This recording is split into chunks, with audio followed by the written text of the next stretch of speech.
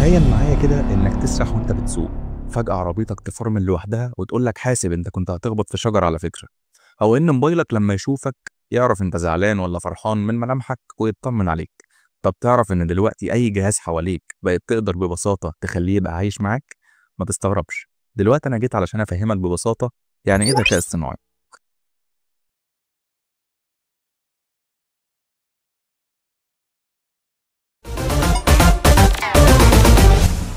في البداية سؤال اللي لسه جديد عليهم المصطلح ده، يعني ايه ذكاء اصطناعي؟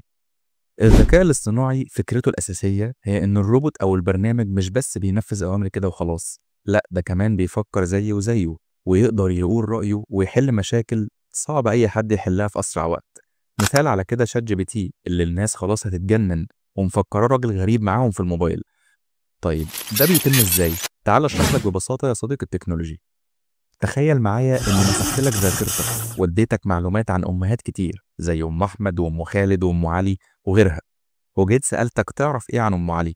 ساعتها إجابتك هتكون دي والله ست مصرية أصيلة جوزها مطلقها وبتجري على عيالها وكلام من ده. طيب فلنفترض مسحت ذاكرتك تاني وبعد كده اديتك معلومات عن حلويات شرقية، وجيت سألتك نفس السؤال، تعرف إيه عن أم علي؟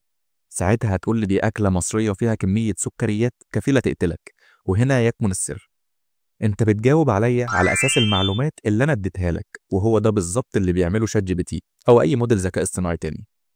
بيقدر يتدرب على كل البيانات اللي موجودة على الإنترنت، ومجرد ما بتسأله على أي حاجة بيكون واعي وفاهم أنت بتقول إيه. هيجي واحد دلوقتي يسأل طب إزاي بيقدر يتكلم كده زينا بالظبط؟ هنا أقول لك إنه بيعمل عملية اسمها الترانسفورمر، واللي مغزاها إنه بيقدر يتنبأ الكلمة اللي جاية على الكلمة اللي قبلها. بمعنى لو جه يقول لك في مرة يا أخي، فالداتا عنده تلقائيا متدربة إن الجملة دي في اللهجة المصرية مثلا بيجي وراها كلمة زي تنيل أو توكس أو غيرها. وطبعا بيقدر يحدد ده على حسب سياق الحوار. لو قلت له يا اسطى هيقول لك يا صاحبي، ولو قلت له يا عم الشيخ هيقول لك يا مولانا، ولو يا أستاذة قلت له يا حبيبي هيقول لك أنا ليس لي علاقة بالحب أو المشاعر، أنا روبوت محترم يا هانم. طيب دلوقتي إيه هي الكليات اللي متواجد فيها قسم الذكاء الاصطناعي؟ دلوقتي بقى موجود في أماكن كتير زي كلية الحاسبات والذكاء الاصطناعي جامعة القاهرة أو جامعة عين شمس. هتلاقيه كمان في جامعة حلوان، جامعة المنوفية وجامعة الزقازيق، بني سويف وأسيوط، والجامعات الأهلية زي الملك سليمان والجلالة والعلمين، وطبعا الجامعات التكنولوجية زي جامعة حلوان التكنولوجية الدولية. طيب هو أصلا طالب الذكاء الاصطناعي ده بيدرس إيه؟ يعني إيه المختلف بين الدراسة بتاعته ودراسة المبرمج العادي؟ في البداية هتبدأ بأساسيات البرمجة، وغالبا هتكون لغة بايثون لأنها أقوى اللغات اللي تتعامل مع ال AI. هتدرس الرياضيات زي الجبر والإحصاء والتفاضل والتكامل لأن أي خوارزمية ليها أساس رياضي. وبعد ما تتأسس هتبتدي تتعمق في التخصص وفروعه زي ماشين ليرنينج، والمقصود بيه تعلم الآلة، واللي معناه إزاي أقدر أخلي الروبوت أو البرنامج يفهمني ويتكلم معايا، بل وكمان يتنبأ بحاجات زي الأسعار المستقبلية مثلا للذهب، ويفرق بين الأشياء لما تدخله بياناتها. الديب ليرنينج، التعلم العميق. الكمبيوتر فيجن، وده بمثابة عيون الإنسان. إزاي الكمبيوتر أو الروبوت يقدر يشوف الصور أو الفيديوهات ويفهمها، زي مثلا كاميرا على باب شركة مش بتفتح الباب غير للموظفين بتوعها فقط. ال NLP أو ال Natural Language Processing، معالجة اللغة الطبيعية، وده المسؤول عن تحليل الصوت والكلام وفهمه. زي بالظبط لما بتبعت ريكورد لشات جي بي تي بيقدر يفهمك، بل وكمان بيقدر يرد عليك بصوت هو كمان. طيب علشان بقى تقدر تتعامل مع التخصصات دي والشغل ده، هتشتغل على أدوات زي إيه؟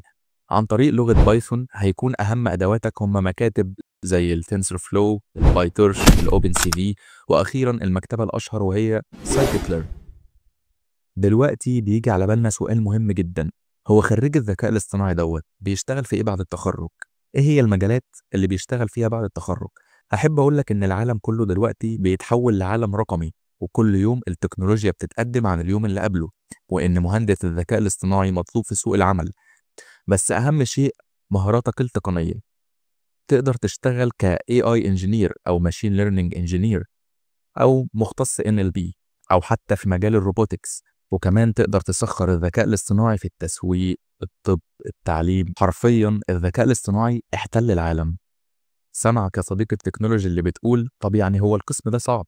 أحب أبشرك وأقول لك القسم مش سهل. جرب يا اخي، انت غرمان حاجه؟ أنت حرفيا بتخترع عقل وعالم جديد فيه رياضيات كتير وتفكير أكتر، لكن لو حبيته هتبقى مبدع فيه. في الآخر حابب أقولك إن تكنولوجيا الذكاء الاصطناعي حديثة كتعليمها، علشان كده أنت قدامك فرصة تطور من نفسك وتكون أنت عمود جديد من اللي بيبنوا المستقبل، وعندك علم مش عند كتير من الناس. لو أنت بتحب الابتكار والكودينج والاختراع، فقسم الذكاء الاصطناعي هيكون أنسب مكان ليك. رايح فين بس يا صديقي؟ احنا لسه مخلصناش كلام. انا كده بس كلمتك عن الموضوع بشكل عام، بس لو حابب نتعمق اكتر في الموضوع ونتكلم اكتر عن الاي اي وانواعه وفروعه، استنى مننا الجزء التاني ان شاء الله من عصابة التكنولوجيين. ما تنساش الاشتراك والدعم لعصابتنا، والسلام عليكم ورحمة الله وبركاته.